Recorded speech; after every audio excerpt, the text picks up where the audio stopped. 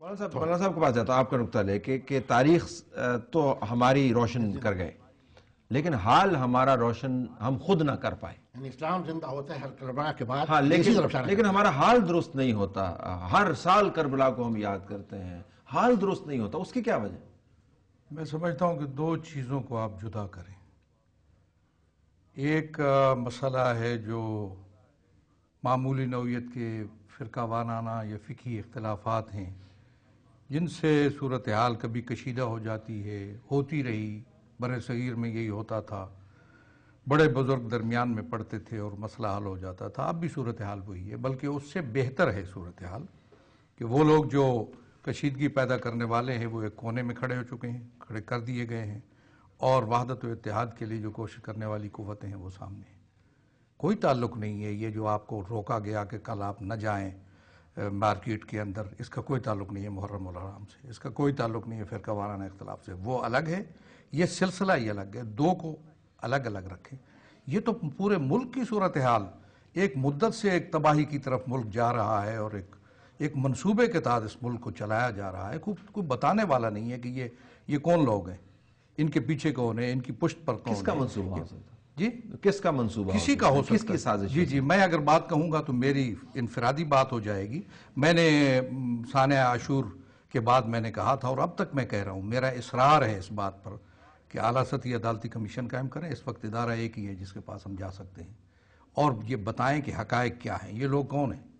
اور اب تک نہیں بتایا گیا کہ سانحہ عاشور کے, سانحہ اربعین کے, اس کے بعد بہت سے سانحات ہو چکے اس ملک میں, بریلوی حضرات درباروں پہ ہو چکے, مسجدوں میں دیوبندیوں کی مسجدیں بھی نشانہ بن چکی, صرف کوئی فرقہ محفوظ نہیں رہا.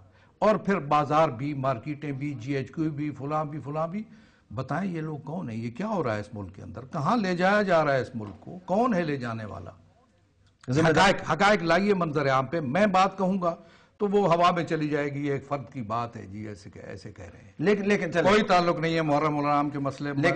آپ کی رائے کا احترام صورتحال میں سمجھ گیا, آپ کی رائے کا احترام کرتے ہوں. ذرا ہارون رشید صاحب کی طرف میں آتا ہوں اور میں حنیف جلیندی صاحب کو خوش آمدید کہتا ہوں. الہی صاحب آپ کی طرف بھی میں ابھی آتا ہوں, نکات دو تین میرے پاس بڑے ہوں گے.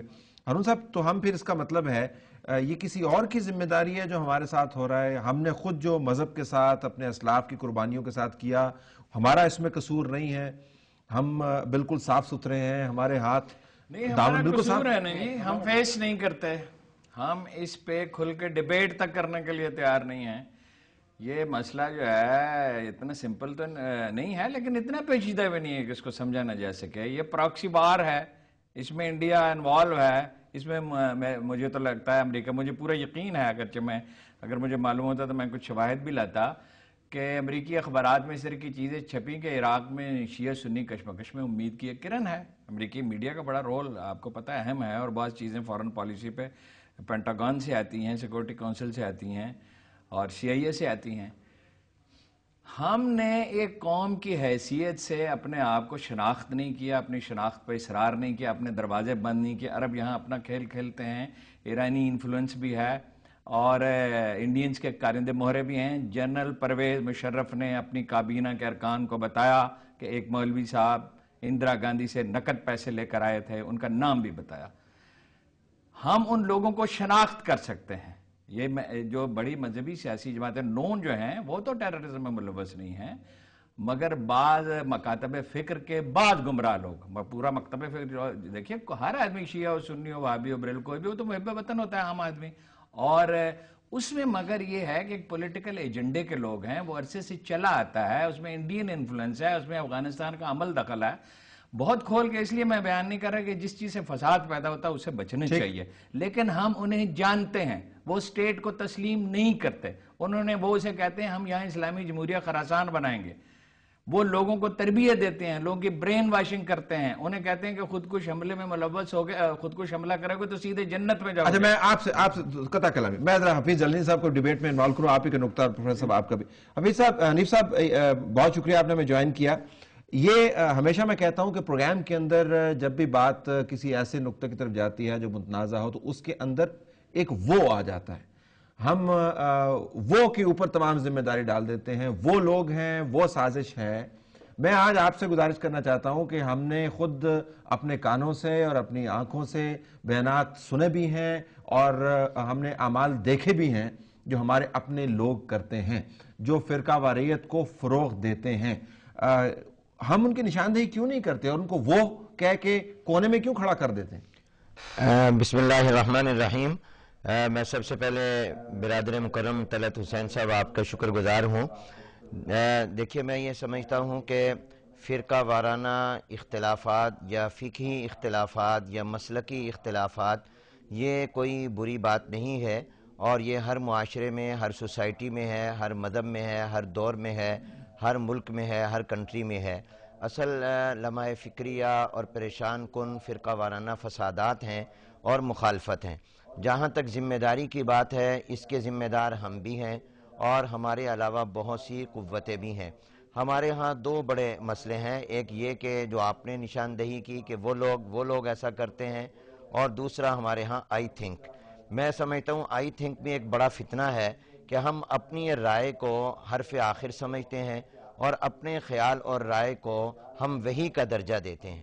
حالانکہ اگر آپ ائمہ مجتہدین کو، فقہاء کو دیکھیں تو ان میں سے ہر ایک کا یہ موقف ہوتا ہے کہ میری یہ رائے قرآن و سنت کے دلائل کی روشنی میں درست ہے، لیکن عین ممکن ہے کہ میری رائے غلط ہو اور میری دوسری طرف جو مخالف رائے ہے وہ درست ہو۔ جب ہر ایک کا ذہن یہ ہو کہ میرے اپنے اجتہاد سے جو رائے قائم کی ہے یہ ثواب کا بھی اس میں احتمال ہے، درستگی کا بھی اور خطا کا بھی، تو جھگڑے پیدا نہیں ہوتے۔ تنازعات جب ہوتے ہیں جب انسان اپنی رائے کو حرف آخر اور خود کو عقل کل سمجھنے لگتا ہے اور اس کو وحی کا درجہ دے دیتا ہے۔ اس لحاظ سے ہمیں یہ اگر اپنے، اور یہ زیادہ تر اختلافات بھی تعبیر اور تشریح کے اختلافات ہیں، بلا شبہ مسلمانوں میں اور دیگر مکاتب فکر میں اور لوگوں میں کچھ فروعی اختلافات ہیں، کچھ اصولی اختلافات ہیں، لیکن یہ فروعی اختلافات آج سے نہیں 1400 سال سے ہیں۔ یہ تعبیر اور تشریح کے اختلافات ہیں۔ ان اختلافات نے کبھی بھی قتل و غارت کی شکل اختیار نہیں کی تھی۔ اس میں جو آپ کا کلامی ہوتی ہے، مجھے بریک میں جانا ہے، میں ذرا اس کے بعد ابتسام صاحب سے ہی اسٹوڈیو میں بھی بات لے کے آؤں گا کہ اگر صرف یہ فروعی اختلافات ہیں، اور مولانا صاحب نے بھی فرمایا کہ دونوں معاملات کو الگ رکھیے، اختلاف اپنی جگہ پر، لیکن اس وقت جو ملک کے اندر ہو رہا ہے وہ حالات کسی اور وجہ سے ہیں، تو پھر ہمیں مسئلے کی جڑ تک تو پہنچنا ہوگا، اور جو علماء ہیں، فقہاء ہیں، جو اس معاملے کو بہتر طریقے سے سمجھتے ہیں مذہبی اور دینی نقطہ نگاہ سے، ان کی ذمہ داری بھی تو بنتی ہے کہ نہیں۔ یہ نہیں ہو سکتا کہ ملک جو ہے اس حالت میں ہو جس حالت میں ہم دیکھتے ہیں، اور ہم یہ کہتے رہیں کہ ہم خود ذمہ دار نہیں ہیں۔ کہیں نہ کہیں تو ہمیں اپنی ذمہ داری کا تو تعین کرنا ہوگا، دوسروں کی ذمہ داری بھی ہم نے ڈٹرمن کرنی ہوگی۔ بریک لیتے ہیں ناظرین، بریک کے بعد واپس آئیں گے تو ابتسام الہی ظہیر صاحب جو بڑی پیشنس سے ہم سب کو سن رہے ہیں، ان کے جو خیالات ہیں اس سے بھی مستفید ہوں گے۔ Stay tuned.